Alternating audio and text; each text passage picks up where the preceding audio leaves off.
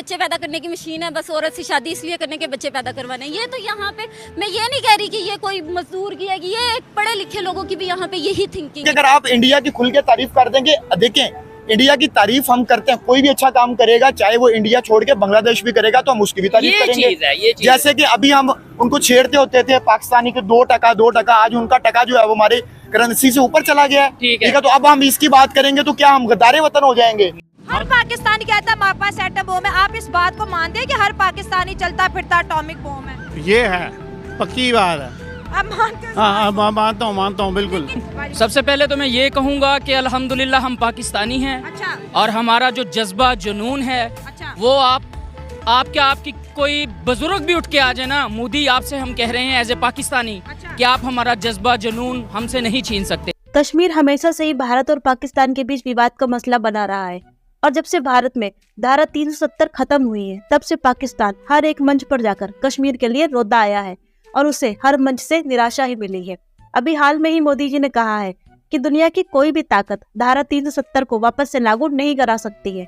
अब जिस पर पाकिस्तानियों को बहुत ज्यादा मिर्ची लगी है और वह तरह तरह की बयानबाजी कर रहे हैं और उन्हें ऐसा लगता है कि ऐसे बयानों से भारत को कुछ फर्क पड़ने वाला है। तो पहले एक बार पूरा वीडियो देखिए जहां आपको पता चलेगा कि किस तरीके से भारत के किसी फैसले पर पाकिस्तान का क्या असर पड़ता है। और वही इस महिला को भी सुनिए जो यह बता रही है कि अगर इस्लाम में या फिर इस्लामिक देश में किसी के 2 बच्चे होते हैं तो लोग किस तरह से उसका मजाक उड़ाते हैं। यहाँ तक कि कई सारे मौलाना तो उस महिला पर फतवा जारी कर देते हैं। अब ऐसे लोगों पर आपके क्या विचार हैं? तो पहले एक बार पूरा वीडियो देखिए और वीडियो का डिस्कशन हम अंत में करेंगे। हमारा इस्लामी मुल्क है, यहाँ पे इस चीज़ को गुनाह समझा जाता है और तो और मौलवी फतवे लेके आ जाएंगे कि ये तो गुनाह कर रहे हैं, इस पे तो फतवा लगना चाहिए कि ये क्या गुनाह कर। अभी आपको भी देख लेंगे क्योंकि ये कह रही कि बच्चे जो है ना कम पैदा करो। क्यों भाई, इस्लाम में तो वो एक मेरे माइंड में है, कहा है कि बच्चों की फौज लगाओ। मुस्लिम आबादी ज्यादा कुछ इस तरह की मेरे माइंड में अभी प्रॉपर नहीं है, इसलिए मैं नहीं बता रही। ज्यादा पैदा करो। हाँ, तो वो ना इस तरह के करेंगे ना तो हमारे मौलवी सबसे पहले उठ के आएंगे फतवे लगाने के लिए कि ये काफिर है, इसने ये बात कैसे की कि मुसलमान कम बच्चे पैदा करे। वो ना एक इस्लाम में वही तो बता रही, इस्लामी मुल्क की आबादी कंट्रोल नहीं, तो कंट्रोल करना है तो मैं ये कहती हूँ कि हमारे जो आप ये बात जान के हैरान होगी कि हमारे गांव में एक औरत के 5 या 10 बच्चे हैं और वहाँ पे बेसिक नीड्स भी नहीं है, नशोनुमा का बुरा हाल है, वहाँ पे सेहत भी नहीं है। उनके नहीं भी बच्चे पैदा करने हैं, जितने कर सकते हैं करने हैं। तो यहाँ पे कहते हैं कि बल्कि गुनाह है अगर कोई ये भी कहे कि 2 बच्चे हैं, उसको ये कहेंगे 2 बच्चे, वो ना बड़ा अगले को शर्मिंदगी फील करवा देते हैं। ये हाल है, तो वो मुझे नहीं लगता कि वो कंट्रोल होगी। खास तौर पे मुस्लिम ममालिक जितने भी है ना, आबादी के लिहाज से आप देख ले कि जितने भी ममालिक है ना इस उसमें सबसे ज्यादा मुस्लिम कंट्रीज की आबादी है, जो कि कंट्रोल वो नहीं कंट्रोल कर सके तो हम कैसे। मैं मोदी को ये पैगाम देना चाहता हूँ कि मोदी तुम्हारी नस्लें जो वो भी हमें पाकिस्तानियों को भूल नहीं सकती। आप एक चाय बेचने वाले अपनी औकात के मुताबिक बात करें। और दूसरा, दूध मांगेंगे दूध देंगे, खीर मांगेंगे खीर देंगे, कश्मीर मांगोगे तो हम खीर। ये बात करने का हरगिज मकसद नहीं होता। बात करने का मकसद ये है कि आप उसको हमसाया मुल्क के नाम से भी पुकार सकते हैं। ठीक है। या आप उसको ये भी कह सकते हैं कि 1947 से हमने इकट्ठे सफर शुरू किया था, आज हम यहाँ क्यों फंस के रह गए हैं। लेकिन हम इस बात को नहीं करते। लेकिन इसके ऊपर ये भी है कि अगर आप डायरेक्ट इस तरह की बात करते हैं तो लोग आपके ऊपर फतवा लगा देते हैं, क्योंकि बहुत सारे लोग एजेंट कह देते हैं कि ये एजेंट है, इसको फंडिंग आ रही है, राह से फंडिंग आ रही है, इस तरह की बातें लोग करते हैं। क्या शेख मुजीबुर रहमान जो था वो गद्दार था? और ये सवाल 1970 से हमारे बच्चों के दिमाग में और हमारे बच्चों के दिमाग में यही बात पढ़ाई गई भाई है, वो अलग हो गए तो इसलिए वो गद्दार था। ऐसे सवाल मेरा भी बनता है। मैं ये थोड़ा जज्बात में आके इमोशन में आके क्वेश्चन कर रहा हूँ। मैं भी गलत हो, अगर किसी को बुरा लगे तो उसके लिए माजरत, लेकिन हम भी तो हिंदुस्तान से अलग हुए, तो ऐसे तो फिर हम भी गद्दार हुए। मतलब एक सवाल है। प्राइम मिनिस्टर नरेंद्र मोदी के बयान पर उन्होंने कहा है कि आर्टिकल 370 वापस लागू करना दुनिया की किसी ताकत की बस की बात नहीं। दुनिया की कोई भी ताकत आर्टिकल को कश्मीर में वापस नहीं ला सकती। पाकिस्तान की अवाम मौजूद है, इनसे बात करेंगे कि प्राइम मिनिस्टर नरेंद्र मोदी के इस बयानियों को किस अंदाज से देखते हैं और क्या रिप्लाई करेंगे। सबसे पहले तो मैं ये कहूँगा कि अल्हम्दुलिल्लाह हम पाकिस्तानी हैं। अच्छा। और हमारा जो जज्बा जुनून है वो आपकी कोई बुजुर्ग भी उठ के आ जाए ना, मोदी आपसे हम कह रहे हैं एज ए पाकिस्तानी कि आप हमारा जज्बा जुनून हमसे नहीं छीन सकते। तो ये पाकिस्तान एक ला इलाह की बुनियाद पर बना है।